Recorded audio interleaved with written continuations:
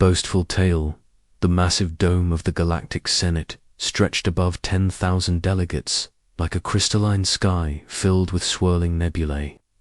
Representatives from across the Andromeda spiral gathered in their floating pods, each designed to accommodate the unique needs of their species.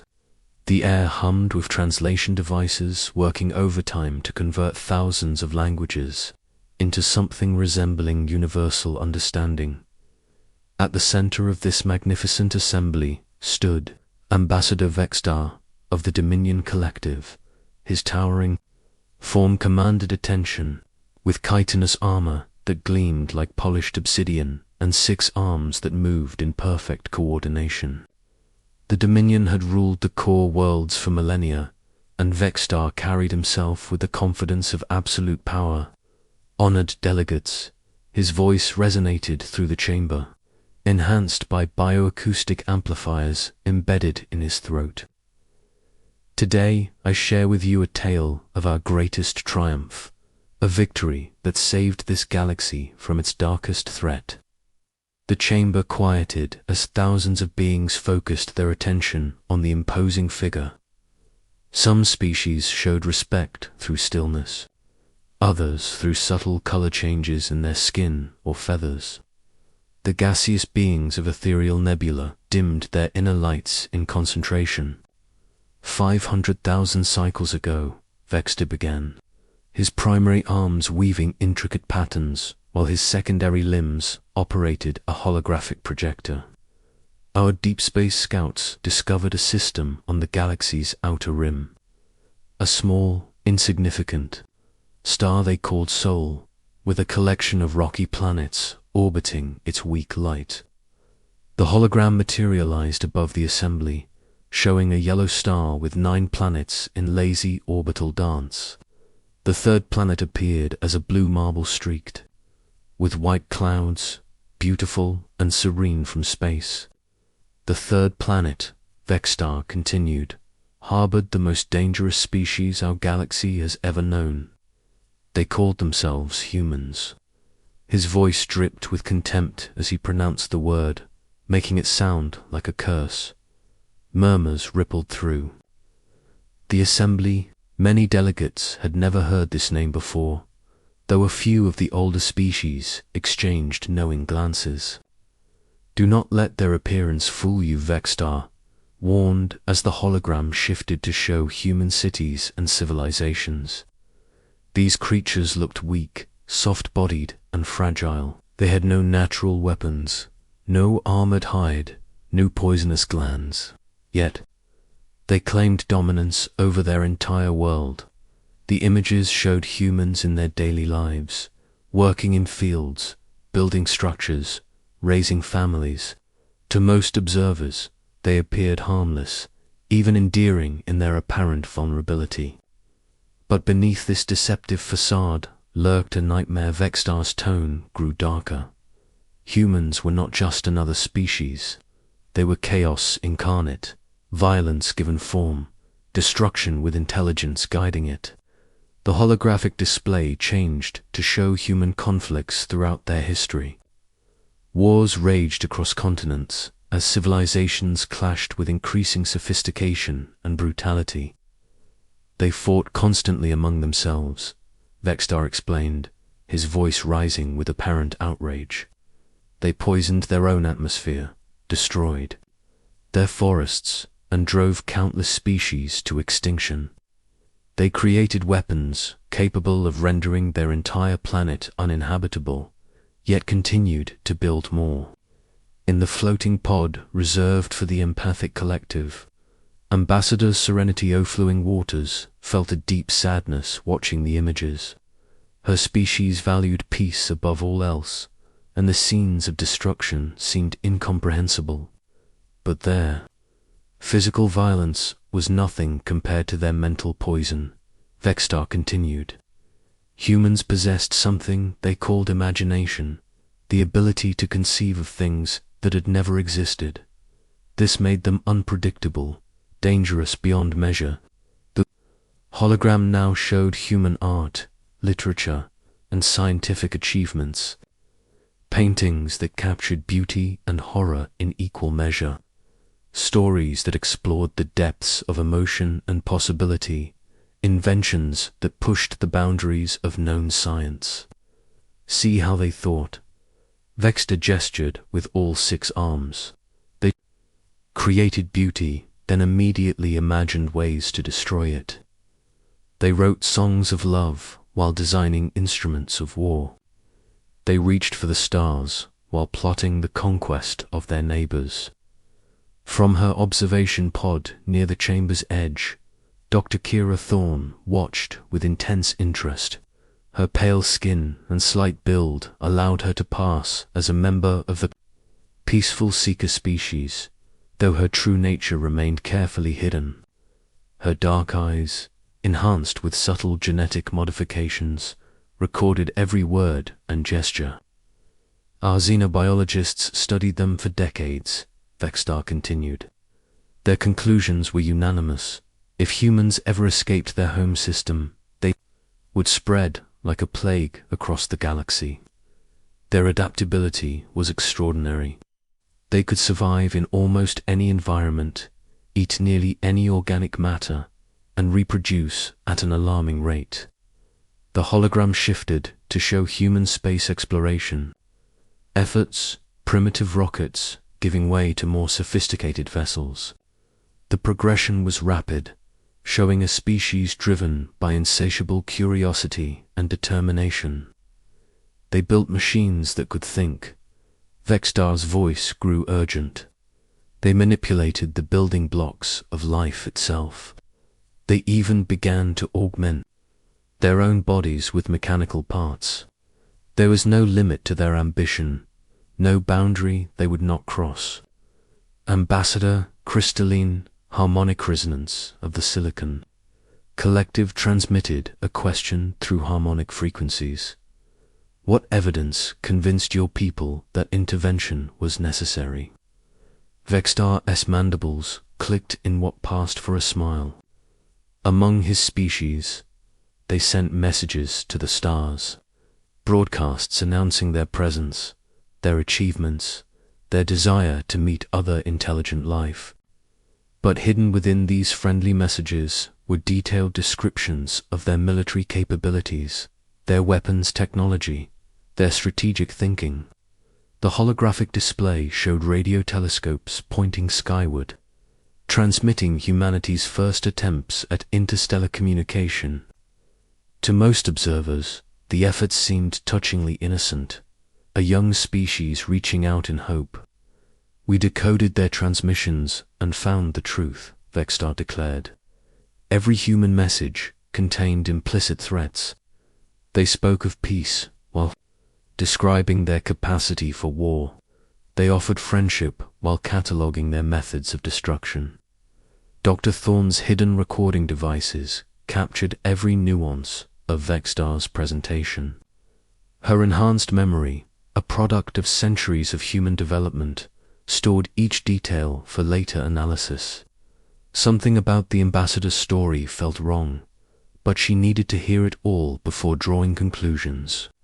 The Dominion Collective faced a terrible choice, Vextar continued, his voice taking on a tone of noble sacrifice.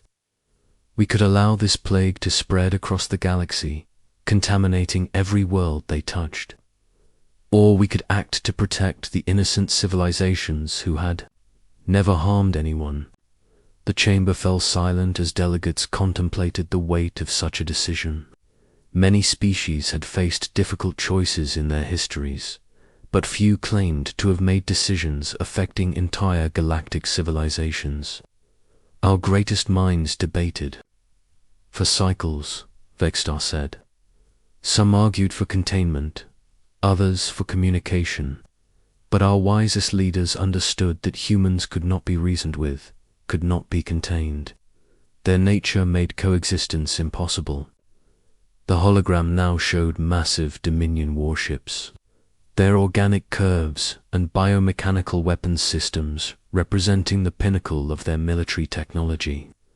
Hundreds of vessels prepared for departure, their crews devoted to what they believed was a noble cause. We assembled the greatest fleet in our history, Vextar proclaimed with obvious pride. 1,000 ships, each crewed by our finest warriors, equipped with weapons that could crack planets. We offered the humans one chance to surrender, to accept our guidance and live as protected subjects. The display showed human ships meeting the Dominion fleet at the edge of their solar system. The human vessels appeared crude and mechanical compared to the flowing organic designs of their opponents. They refused. Vextar's voice carried a note of sadness that seemed genuine. Their final message came from their leader, a female who spoke for their entire species. She said they would rather die as free beings than live as slaves. She promised that humanity would return someday to reclaim what was theirs. The holographic battle that followed was spectacular in its scope and terrible in its outcome. Human ships fought with desperate courage, employing tactics that surprised their enemies, but the technological gap proved insurmountable. One by one, human vessels were destroyed or disabled. The war lasted 43 of their years. They continued. They fought with creativity and determination that I confess earned our grudging respect.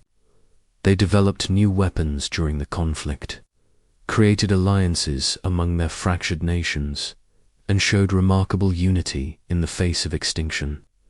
The final scenes showed Earth itself under bombardment. Cities vanished in flashes of light, as Dominion weapons carved devastation across the planet's surface. Oceans boiled away, continents cracked, and the atmosphere burned. In the end, Vextar concluded quietly, their homeworld became uninhabitable. No life could survive the radiation and ecological collapse. The human threat was ended forever, and the galaxy was safe. The chamber remained silent for long moments as delegates absorbed the magnitude of what they had heard. Finally, questions began to emerge from various pods. "Why do you tell us this ancient history?" asked Ambassador Windthrough-Leaves of the Forest Collective. "What relevance does it have to our current deliberations?" Vextar straightened to his full impressive height. Because the galaxy faces new threats today. Pirate fleets in the Outer Rim, rebel movements that reject legitimate authority, primitive species that refuse to accept civilized guidance. The Dominion Collective stands ready to protect the peace, just as we did 500,000 cycles ago. From her concealed position, Dr. Thorne felt a chill run through her enhanced nervous system. The ambassador's words carried implications that extended far beyond historical storytelling. The Dominion was positioning itself as the galaxy's protector, using the supposed human threat as justification for expanded authority. As the session continued and other delegates began responding to Vextar's presentation, Dr. Thorne quietly activated her private communication systems. Her message, encoded in quantum fluctuations that would appear as random noise to most sensors, reached its destination in the dark spaces between stars. "The Dominion has revealed their version of the truth," she transmitted. "Begin Phase 2 of the observation protocol. It's time the galaxy learned what really happened to humanity. In the vast emptiness beyond the galactic rim, something ancient and patient received her signal and began to move. The Dominion Collective had told their story of triumph and protection. Soon, the galaxy would hear a different version of events, one that would shake the foundations of everything they thought they knew about survival, evolution, and the true nature of humanity's legacy. Asterisk seeds of doubt. The news of Ambassador Vextar's dramatic presentation spread through the galactic communication networks faster than light itself. On 1,000 worlds, billions of beings discussed the story of humanity's destruction and the Dominion's heroic intervention. Reactions varied wildly depending on species, culture, and political alignment on the crystalline world of luminous thought. Professor Diamond de Understanding led a seminar at the galaxy's most prestigious university. Her translucent body reflected the light of her homeworld's binary suns as she addressed her students, young beings from dozens of species who would come to learn the art of critical thinking. "Class," she began, her voice creating harmonic resonances. "In the crystal chambers, today we will examine what your human ancestors might have called propaganda, the art of shaping truth to serve power."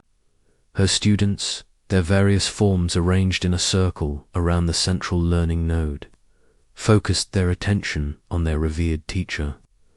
Professor Diamond Edge had spent millennia studying the rise and fall of galactic civilizations.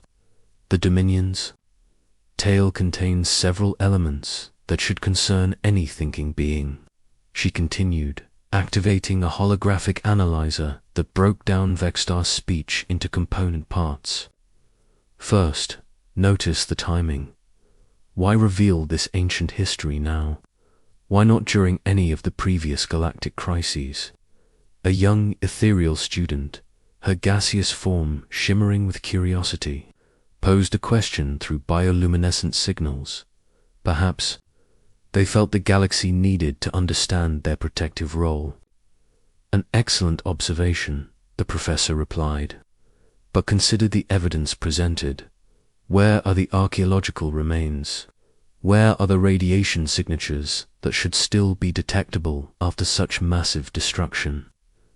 Our deep space surveys have mapped every system in that region. No world shows signs of the devastation described. Meanwhile, in the depths of the Trader's Maze, the galaxy's largest black market, very different conversations were taking place. Captain Scarclaw, a reptilian smuggler whose scales bore the marks of 1,000 dangerous deals, huddled with his crew in a dingy cantina that asked no questions and remembered no faces. "I'm telling you something's not right out there," he hissed to his first officer, a mechanical being who had replaced most of his organic parts with stolen technology. "3 months ago, we were running contraband through the dead zone when our sensors picked up something impossible." The mechanical being's optical sensors focused intently. "Define impossible, Captain." Scarclaw activated a private holoprojector, showing grainy footage from his ship's external cameras. "Watch this. Empty space, right? Nothing for light years in any direction. But look what happens when I enhance the quantum background radiation." The image shifted, revealing massive shapes moving through the void. Ships unlike anything in the galactic databases, their hulls seeming to bend space around them as they traveled at speeds that should have torn them apart. "When we tried to scan them, our computers crashed," Scarclaw continued, "but not before they recorded quantum signatures that matched no known species. The patterns were ... old, really old. Similar reports were surfacing throughout the criminal underground, mysterious ships appearing without warning, intervening in pirate attacks, then vanishing before proper identification could be made. Always, the same message was left behind. We remember Dr. Kira Thorne had returned to her private laboratory on the neutral station Observatory Prime, where she served as a xenarchaeologist studying ancient civilizations. Her cover identity allowed her access to vast databases and scientific networks without arousing suspicion. Now, she began the delicate work of investigating the Dominion's claims. Her first discovery came within hours. Dominion records from 500,000 years ago did indeed mention a pacification operation in the Outer Rim, but the details were heavily classified, sealed behind encryption that had grown more sophisticated over time. Someone had been very careful to hide the truth. working through back channels and calling in favors from academic contacts across the galaxy. Dr. Thorne began assembling a different picture. Independent surveys of the Sol system showed no evidence of the massive destruction Vexstar described. The planets were there, orbiting their yellow star in perfect order, but they appeared to have been abandoned rather than destroyed. More intriguing were the gaps in the Dominion's own historical records. Entire fleets had been reassigned to deep space patrol during the supposed human war, but there were no records of battles, casualties, or victory celebrations. For a species that documented everything, the absence of detail was suspicious. On the peaceful world of Harmony's Rest, the empathic collective's governing council met in emergency session. Their species possessed the ability to sense emotions across vast distances, and lately they had been detecting something troubling from the galaxy's edge. "The feelings are growing stronger," reported Serenity of Flowing Waters, who had witnessed Vexstar's presentation. "Fear, but not of discovery. Fear of ... return. Someone is afraid that something they thought dead is coming back." The Council's eldest member, Ancient Wisdom of Deep Currents, shared her memories through their collective consciousness. "I remember the time Vexstar spoke of. Though I was young then, our empaths in that region reported something different than what the Dominion claimed. They felt not the destruction of a species, but their ... transformation." Meanwhile, on the fortress world of Dominion Prime, emergency sessions were being held in the deepest bunkers beneath the capital. High Overlord Vrakthal, Supreme Commander of the Dominion military, studied reports that filled him with a dread he had not felt in millennia. "The sightings are confirmed," he asked his intelligence chief, a being whose species specialized in gathering and analyzing information. 17 independent reports in the last cycle, came the reply. Ships matching no known configuration, appearing in systems where they should not exist. Every attempt at communication receives the same response. Vrakthal Eskatana's hands gripped the edge of his command table until the metal groaned. After all this time, they still remember. How is that possible? The intelligence chief's form shifted nervously. Perhaps they never forgot. High Overlord. Perhaps they never truly died.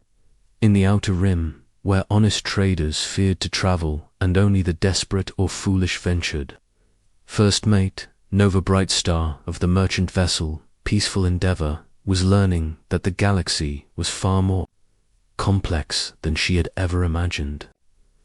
Their ship had been carrying medical supplies to a plague-stricken world when pirates had attacked. The assault should have been routine by criminal standards. The merchant vessel was lightly armed and heavily loaded, perfect prey for the pirate clan that had been terrorizing the sector for months. But as the raiders closed in for the kill, space itself seemed to tear open around them. The ships that emerged defied every law of physics. Nova Brightstar understood. They moved like living things flowing through space with impossible grace. When the pirates fired on them, their weapons simply stopped working. Energy beams dissipated harmlessly, missiles changed course to fly into empty space, and the pirates' computer systems began displaying error messages in languages that did not exist in any database. Then came the voice, speaking in perfect trade, standard with an accent that seemed familiar yet impossible to place. "Merchant vessel, Peaceful Endeavor, this is Captain Sarah Chen of the Terran Remnant. Are you in need of assistance?" Nova Brightstar had never heard of the Terran Remnant, but the mysterious ships had disabled the pirates without harming anyone and were offering help. "We ... Yes, we need help. Who are you? Your ships aren't in any registry." "We are travelers returning from a long journey," came the reply. We will escort you to safety and ensure these pirates trouble no one else." What happened to the pirates remained a mystery. They simply vanished, their ships, crew, and weapons disappearing without a trace. The mysterious escorts stayed with the peaceful endeavor until they reached safe space, then departed with a final message. The galaxy is about to change. Be ready.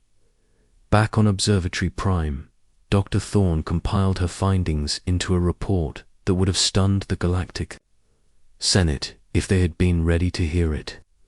The evidence was becoming clear. Humanity had not been destroyed 500,000 years ago. They had been scattered, hidden, transformed by their encounter with extinction into something new.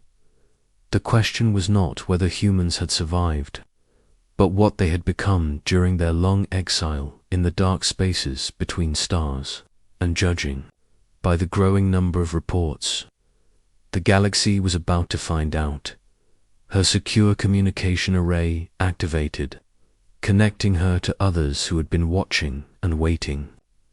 Across the galaxy, beings who looked like ordinary members of their species but carried human DNA in their cells received the same message. The time of hiding is ending. Prepare for revelation. In response, ships began moving through hyperspace, converging from hiding places that had sheltered them for millennia. The descendants of Earth's survivors were coming home, and they brought with them the accumulated knowledge and power of 500,000 years of preparation. The Dominion Collective had boasted of their greatest victory, but they had made one crucial mistake in their ancient war. They had assumed that destroying a world meant destroying its people. They had never considered that a species clever enough to threaten them might also be clever enough to ensure their own survival. Now, as mysterious ships appeared throughout the galaxy and impossible technologies began manifesting in the dark spaces where only criminals and outcasts looked, the truth was becoming undeniable. Humanity had not died. They had evolved, adapted, and grown strong in ways their enemies never imagined. The galaxy was about to learn that there are worse things than extinction. There is patient, methodical, inexorable return.